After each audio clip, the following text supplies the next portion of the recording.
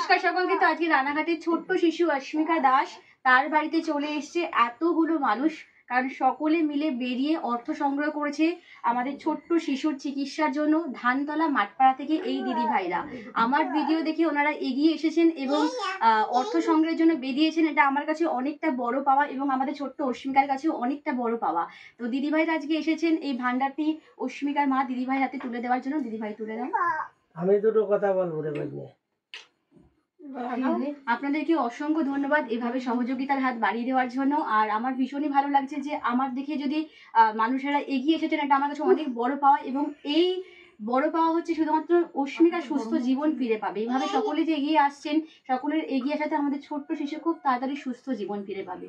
ধন্যবাদ সকলকে। আমরা ওটাই চাই, তাড়াতাড়ি ও সুস্থ হয়ে উঠুক, মার কোলের জিনিস মার কাছে থাক। আমাদেরও নিজের দুটো বাচ্চা আছে, আমার নিজের দুটো বাচ্চা আছে। আমি সেই উদ্যোগটা নিয়েই বেরিয়েছি যে আমার যখন দুটো বাচ্চা আছে, সুস্থ আছে, ভালো আছে, আমি চাই অন্যরাও ভালো থাকুক আর কি।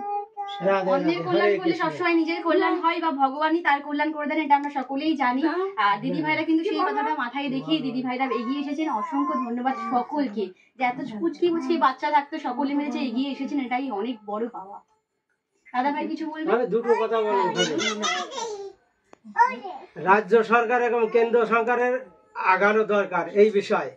একটা শিশুর 16 কোটি টাকা লাগবে, পাবলিক দিতে চায় না। পাবলিক মাল খাওয়ার জন্য, জুয়া খেলার জন্য টাকা দিতে পারে, কিন্তু একটা শিশুর চিকিৎসার জন্য টাকা দিতে চায় না। তার ফলে রাজ্য সরকার কেন্দ্র সরকার এগিয়ে আসুক, এটাই আমার হাত জোড় করে অনুরোধ করছি।